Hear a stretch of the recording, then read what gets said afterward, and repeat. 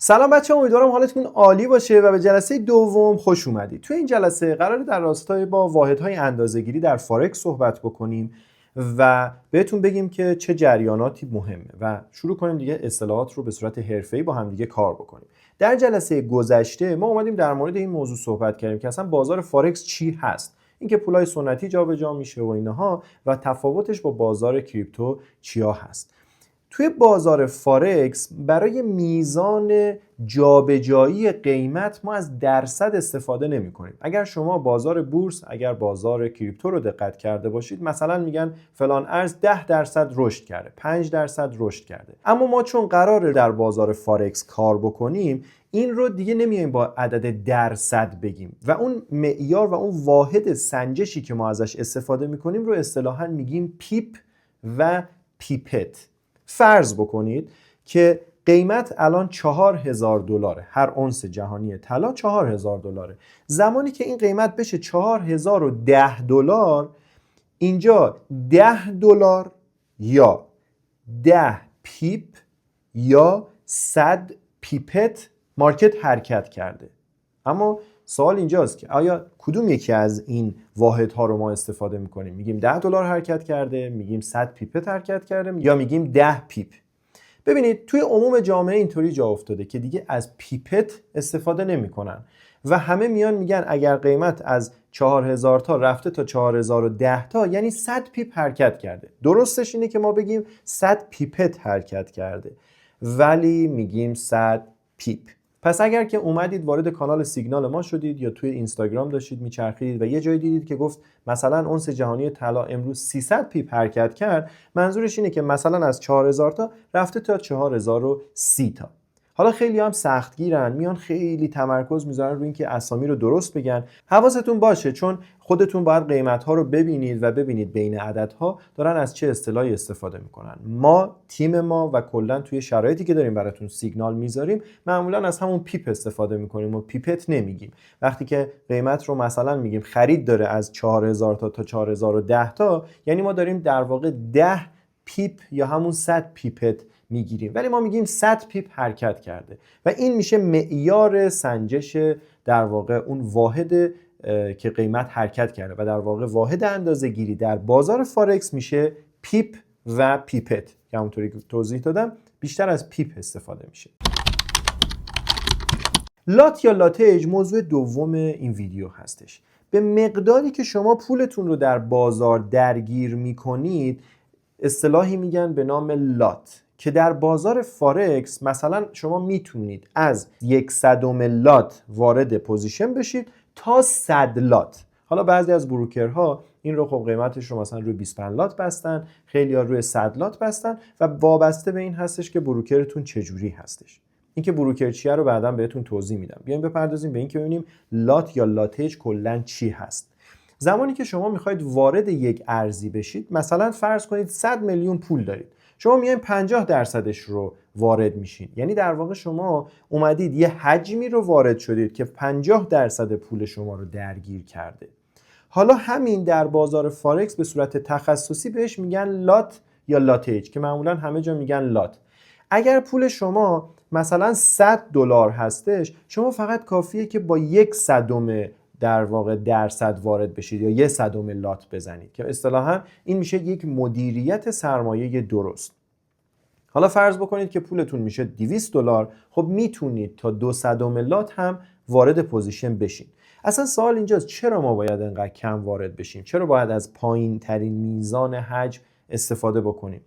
ببینید توی بازار فارکس نوسانات به شدت بالاست و همونطوری که میدونید اونس جهانی طلا هم تأثیرات خیلی زیادی رو در جامعه میپذیره. اتفاقات زیادی مثل جنگ، تغییرات نمیدونم یه جا آتش سوزی میشه، زلزله میشه، هر اتفاقی میتونه تأثیر بذاره روی طلا، چون در دنیا طلا رو یه سرمایه گذاری امن میدونن. همونطوری که تو کشور خودمون وقتی شرایط مقداری بده، خب خیلی ها میرن پولشون روی طلا سرمایه گذاری میکنن.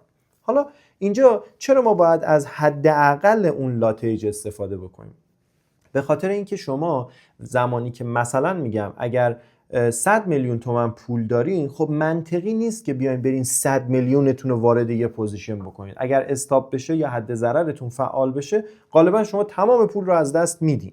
برای اینکه جلوگیری بکنیم از اون موضوع و بتونیم مدیریت سرمایه رو داشته باشیم، خب غالبا میایم از حجم‌های پایین‌تر استفاده می‌کنیم.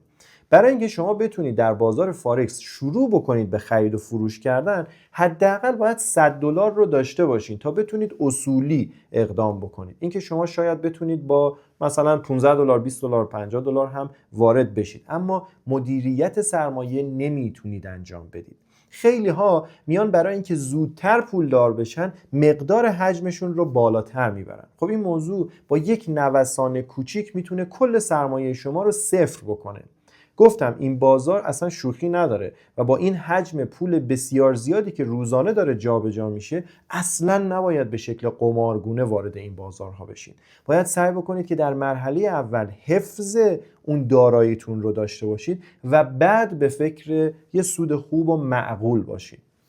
متاسفانه خیلی ها میان داخل بازار فارکس و میخوان یه شبه پولدار بشن و دقیقاً تو همون یک ساعت اول کل سرمایه‌شون رو از بین میبرن، به خاطر اینکه این بازار واقعا شوخی نداره، خیلی بیرحمه و اگر قرار باشه که خیلی بدون فکر و منطق واردش بشید یا حجم خیلی زیاد بزنید و مدیریت سرمایه نداشته باشید، بدونید که قطعاً بازنده شمایید. من یه مثالی همیشه سر کلاس‌های آنلاین هم میزنم که اونم اینه که ما مثل یک ماهی سیاه کوچولو توی دل یک اقیانوسیم و خیلی ها از ما بزرگتر با پولهای بسیار بسیار بالاتر و میلیون دلاری میان یه جوری ما رو به در و دیوار میکوبن که از بین میریم.